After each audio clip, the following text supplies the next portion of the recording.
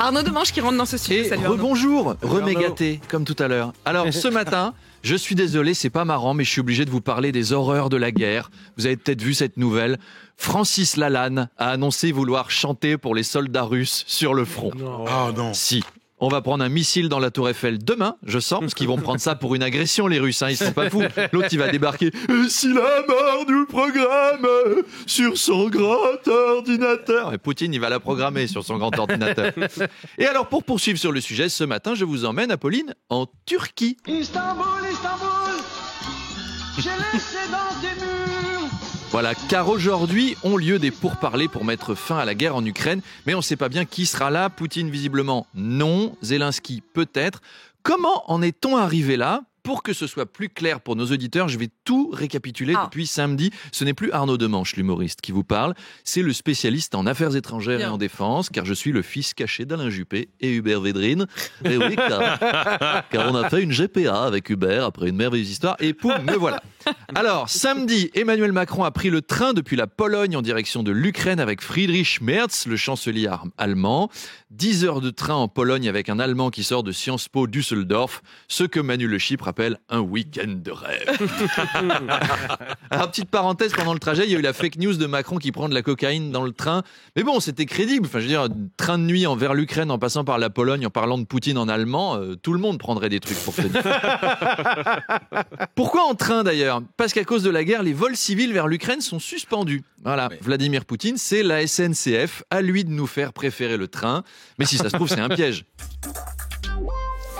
Mesdames, Messieurs, je suis Vladimir, votre chef de bord. En raison d'une bombe dans la gare de Kiev, d'un missile dans le pont de Kharkiv et d'une destruction des rails aux environs de Kherson, votre train n'arrivera pas à arrêter la guerre. Et après, typiquement, il manque un chat blanc. Ah, c'est clair. Et après ces réunions, eh bien, Kiev et ses alliés ont proposé un cessez-le-feu inconditionnel. Poutine a refusé et a proposé de rencontrer l'Ukraine à Istanbul. On y revient. Pourquoi Istanbul ? Je sais pas. Moi, je l'aurais organisé en banlieue parisienne, ce truc, au Kremlin-Bicêtre. Voilà, ça a un nom russe, mais c'est dans le même état que l'Ukraine. Chacun se serait senti un peu à la maison. Et depuis, on sait pas. Alors, tu vas voir qu'ils vont aller à Istanbul et Poutine va téléphoner en disant « Non, finalement, on va parler de la paix, mais à Athènes. » Alors, ils vont aller à Athènes et puis Poutine va téléphoner en disant « Non, finalement, si on faisait une réunion à Naples. » Et il va leur faire tout le tour de la Méditerranée, comme ça, c'est la croisière s'amuse. Tout pour jamais faire la paix. Hein. Poutine, il veut envahir l'Ukraine, il veut pas que ça s'arrête. On lui a demandé pour la paix, on lui a dit. Tu veux pas. Eh ben, il veut pas, voilà. C'est comme Sarko avec la présidentielle, si vous voulez. L'Ukraine, il y pense en la rasant. Arnaud, c'est le 78e Festival de Cannes, présidé par l'actrice Juliette Binoche. Oui, et vous allez voir comme la transition est pertinente. Car BHL a présenté son film sur la guerre en Ukraine au Festival de Cannes. Un film divisé en 10 longs segments. Là, ça va beaucoup trop loin. Enfin, je veux dire, même moi, j'ai pitié des Russes. Là. Enfin, ça, plus Lalanne. Tout à l'heure, on parlait de Jean-Noël Barrot, John Christmas Big Dick, notre ministre des Affaires étrangères, qui évoquait des sanctions dévastatrices contre la Russie. Eh ben les voilà. Vous savez, on dit qu'il y a beaucoup de drogue à Cannes, mais il faut les comprendre aussi. Enfin, un film de BHL, c'est un coup à rendre dépressif même Jonathan Cohen.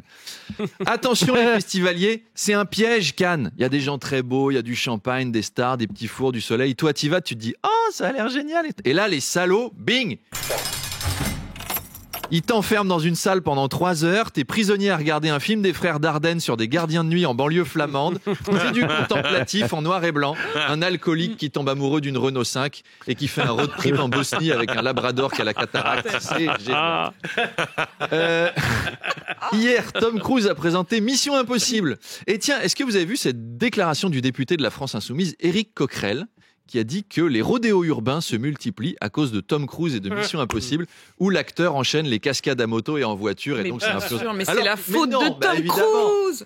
Mais c'est pas vrai, en vrai. On sait que le premier à avoir rendu glamour les rodéos urbains, c'est Shakespeare, avec Rodéo et Juliette. Voilà. En tout cas, pour le festival, j'ai demandé à quelqu'un de la région d'être notre envoyé spécial sur la Croisette. On se connecte. Éric Ciotti, bonjour. Éric Ciotti, y a-t-il du beau monde sur le tapis rouge ? Écoutez, je ne sais pas, je ne vois rien. Il y a des gens devant moi. Il y a plein d'enfants, je peux pas voir. Eh ben, on en saura plus demain alors. Allez, à demain. À Gros demain, bisous. Arnaud. Abonnez-vous au podcast Le Bien Demi-Million. sûr, le demi-million. podcast d'Arnaud qui défie toutes Défie les la lois. gravité. Demanche pirate, le face-à-face. Salut Arnaud.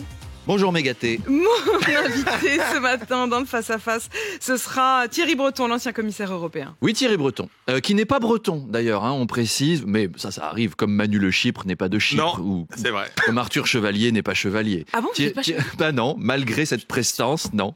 C'est un spécialiste de l'Europe, car l'Europe va connaître une semaine difficile. D'abord, la guerre en Ukraine, où on souffre, là, nous les Européens. Et ensuite, samedi, l'Eurovision, où on souffre, là aussi, nous les Européens, toute la soirée. Vladimir Poutine avait proposé une rencontre à Volodymyr Zelensky aujourd'hui à Istanbul. Zelensky avait accepté. Finalement, Poutine, semble-t-il, ne viendra pas. On s'est tous fait ghoster avant un rendez-vous Tinder. Charles connaît, t'envoies un WhatsApp. Je suis arrivé. Et là, tu te rends compte qu'il n'y a pas les doubles petites coches bleues. Tu t'es fait ghoster. Ton numéro a été bloqué. T'es comme un con, sous la pluie, avec ton bouquet de fleurs. On compatit, Volodymyr. On l'a subi. Les Occidentaux n'ont pas pu convaincre Poutine. Petit manque d'autorité de la part de Macron, peut-être, je sais pas. Vous voyez, quand on aura Édouard Philippe président en 2027, lui, il va pousser pour aller en Turquie. Il va dire, allez, on va en Turquie. Et on va le revoir revenir avec des cheveux. Pff, regarde, non seulement j'ai eu Poutine, mais j'ai eu 25 000 greffons pour même pas 4 000 balles. C'est génial. Il aura une belle barbe, une forêt de poils sur le torse, il va tout faire. Notre ministre des Affaires étrangères a appelé à prendre, je cite, des sanctions dévastatrices contre la Russie. C'est Jean-Noël Barrot qui est sorti, celui que les Américains appellent John Christmas Big Dick. Qu'est-ce que ça peut être Qu'est-ce que ça peut être un truc dévastateur pour John Christmas Big Dick? C'est un ancien vice-président du Modem. Quand tu l'imagines faire un truc dévastateur, au maximum, c'est boire un panaché, par exemple. Mais Jean-Noël, il est vénère, il est là. Je vais aller voir Poutine et je vais lui dire... Oh là là, mon petit bonhomme, tu te calmes séance tenante, sinon je dégaine les sanctions dévastatrices. Fini les exportations de Twingo. Tu me connais pas, moi je suis un ouf. Wesh mon gars, tu sais pas qui c'est Jean-Noël? Moi je t'envoie à Bétaram, moi. J'envoie direct mon petit Poutine. Je vais te dire les mots les plus forts que peut dire un homme de centre droit. Je vous demande de vous arrêter. Oh, ça va barder. Je te demande de t'arrêter. Allez, rendez-vous pour causer d'Europe avec Thierry Breton à 8h30.